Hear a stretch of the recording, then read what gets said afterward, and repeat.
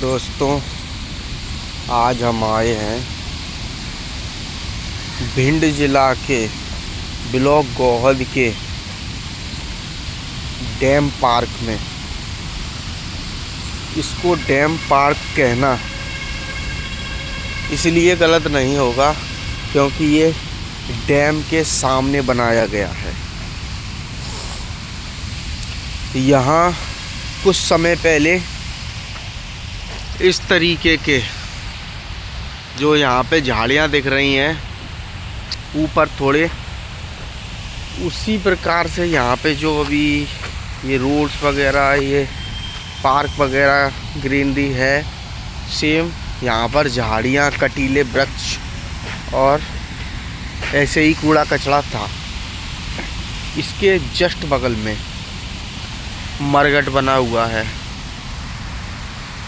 मुक्ति धाम, जिसे हम मुक्ति धाम भी कहते हैं। तो ये इसी के जस्ट बगल में पार्क बनाया गया है।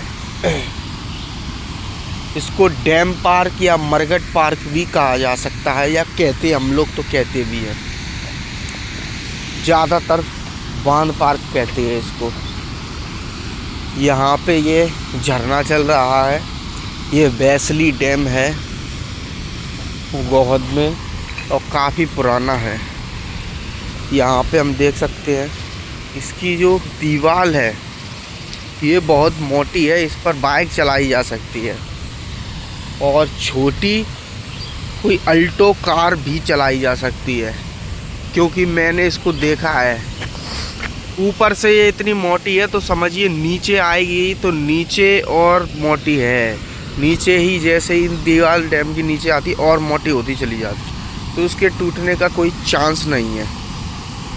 लेकिन फिर भी ये झरना जो बह रहा है, कुछ दीवार फूट गई है, वहाँ से बह रहा है, तो हम समझ सकते हैं कि पानी का बहाव कितना तेज़ होता है, जो इतने मजबूत से मजबूत दीवारों को भी तोड़ने लगता है।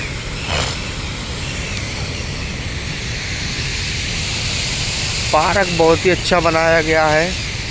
मेरे पास पुरानी कोई वीडियो नहीं है, वरना आपको दिखाता यहाँ की स्थिति क्या थी और अब क्या हो गई है। बहुत ही अच्छी तरीके से बनाया पार्क को। यहाँ पर हम सुबह आते हैं, सुबह टहल सकते हैं, सुबह झरने का आनंद ले सकते हैं। झरना बहुत तीव्र है, अभी मैं आपको इसके नज़दीक ले जाऊँगा।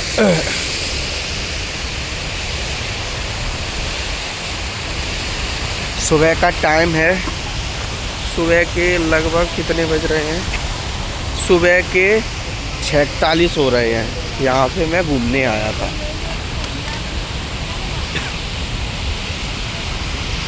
काफ़ी शांति है यहाँ पे। अभी हम आपको डैम के पास ले जाएंगे।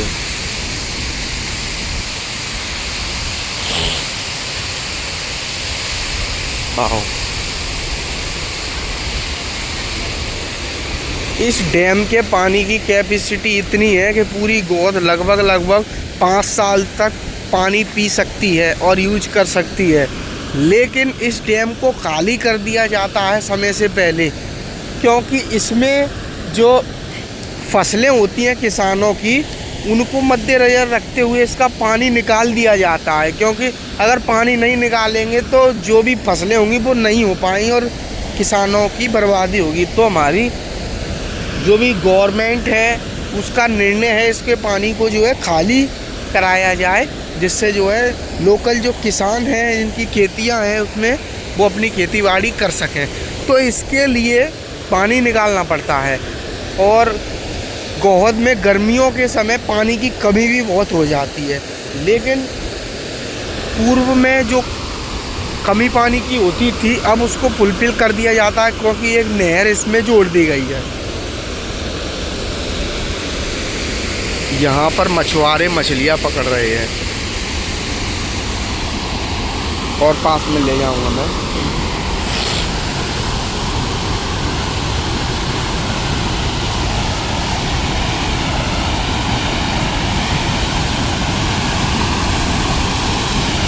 यहाँ पे बहुत तेज़ी हवा चल रही है, तेज़ हवा चल रही है और यहाँ पर मुझे जो पानी गिर रहा है उससे बहुत तेज़ हवाएं उठ रही हैं।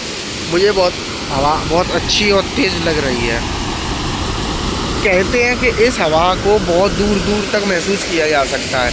ये जो हवा यहाँ से विंड उठ रही है ये काफ़ी दूर तक, काफ़ी किलोमीटर तक हमको लगती है और हमको मतलब अच्छी हवा यहीं से झरनों के द्वारा हवा को बहुत अच्छे से मतलब लगती है।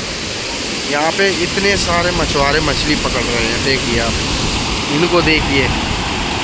ये अंकल, ये भाई पूरी ताकत लगा के इसने जाल फेंका और मछलियाँ नहीं आई। यहाँ पे जो वहाँ पर बगले बैठे हुए हैं वो अपनी ताक में बैठे हुए हैं कि उनको कोई मछली मिले, वो भी अपना पेट भरे। यहाँ पे कौवे बैठे हुए हैं, वो कौवे भी आते हैं यहाँ पर खाने के लिए। और यहाँ पर काफ़ी लोग मछलियाँ पकड़ रहे हैं। किस लिए पकड़ रहे हैं? इनके खाने के लिए भोजन पर्याप्त मात्रा में उपलब्ध है। यहाँ गोहद में, मध्य प्रदेश में या भारत में मुझे लगता नहीं है कि अनाज की कमी होगी। सरकार फ्री में राशन बांटती भी है, लेकिन ये लोग अपना पेट भरने के लिए नहीं, अपने स्वाद के लिए किसी की हत्या कर देते हैं। मुझे बड़ा देखकर अच्छा नहीं लगता है कि कोई बारिश के समय पर झरना चलता है। कहते हैं कि मछली उल्टी दिशा में तैरती है, तो पता नहीं कौन सी अपनी मंजिल को, धारा को काटते हुए विपरीत दिशा में चलती है। शायद उसे किसी सागर तक पहुंचना हो जाए, परंतु उसका मार्ग बीच में ही रोक दिया जाता है इन लोगों के द्वारा। उनको मार लिया जाता है। दर्जनों मछलियों को पकड़कर, बेचारी मछलियों को पकड़कर अपनी भूख को शांत किया जाता है। जबकि हमारे भारत में अनाज की किसी भी बात की कोई कमी नहीं है, लेकिन फिर भी इतनी मछलियों की हत्या क्यों की जाती है? क्या वो बेचारी जीवन का आनंद नहीं ले सकती? अगर उनको मारने की कोई प्रक्रिया है तो वो प्रकृति के द्वारा निर्धारित होनी चाहिए। जो अन्य जीव जंतु हैं, अगर लोग इसी प्रकार से मारते रहेंगे तो उनका पेट कैसे भरेगा? ये बगले, ये कौवा और भी जीव हैं जो मछलियों को खाते हैं, नेचुरली उन पर बुरा असर पड़ेगा, क्योंकि इंसान ही अपनी भूख बुझाने के लिए इतनी तादाद में मछलियों को पकड़ेगा तो यहाँ मछलियाँ बचेंगी।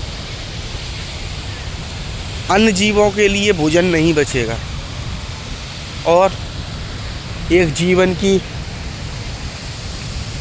निर्दयता से हत्या की जाती है। मैं इसमें कुछ कर तो नहीं सकता हूँ, लेकिन जो मेरी फीलिंग्स है मैं बता सकता हूँ। मुझे वास्तविक रूप से अच्छा नहीं लगा तो मैंने कह दिया, बाकी मुझे कुछ नहीं पता। वो मौसम बहुत अच्छा है, तो आज यहीं समाप्त करते हैं।